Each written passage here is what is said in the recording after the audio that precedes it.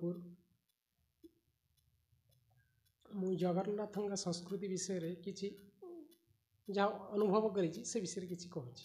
प्रथम जगन्नाथ श्लोक गोटे पढ़ी तापर जगन्नाथ तत्व विषय किसी जी मोर अनुभूति अच्छी मुझे कहि।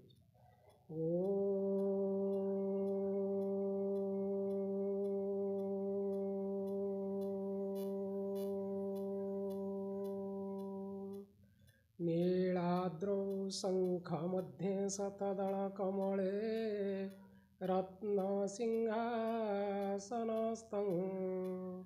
सर्वालंकारयुक्तं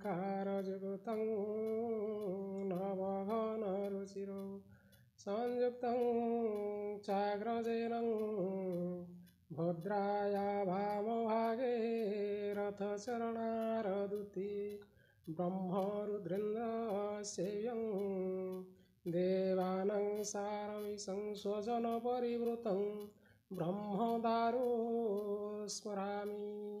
दया सिंधु बंधो सकल जगतं सिंधु सुताया जगन्नाथ स्वामी नयन पथगामी भवतु मे।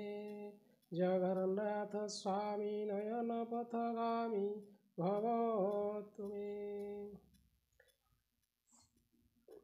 प्रभु जगन्नाथ आम ओडिशा एवं ओडिशार लोक कहते बड़ ठाकुर कि सारा विश्वर बड़ ठाकुर जहाँकि सारा पृथ्वी रे 7 महादेश भी मध्य जेते देश अच्छी समस्त लोक जगन्नाथ संस्कृति विषय जानी। कारण यहाँ जिते ब्रिटिश आम भारत वर्ष को शासन करुला से जगन्नाथ नंदीघोष रथ जदि प्रकृत जगन्नाथ बोलिकी कहले तुमर जगन्नाथ अच्छा से जगतर नाथ बड़दाण्ड रे गोटे नाली खोली देते कहले जदि जगन्नाथ रथ ये नाली की क्रॉस करी पलैज ताले आम जानबू प्रकृत जगन्नाथ होउछन्ति जगतर नाथ।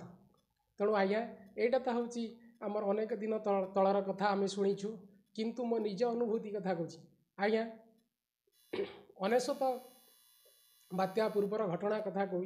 नवकलवर होता मुझे पुरी बुलायापी जगन्नाथ दर्शन करने मु आज्ञा टी मोर टी शरीर खराब आज्ञा तेणु मुझे खराब शरीर भितर मुझे जगन्नाथ दर्शन कर से वर्ष होता है आज्ञा आमर नवकलवर होता ठाकुर अनेक भक्त लक्षाधिक भक्त होता किंतु मते भय लगुए से भक्त गहली भितर पशि जगन्नाथ को दर्शन करने किंतु मु प्रभु को सब स्मरण करी चली।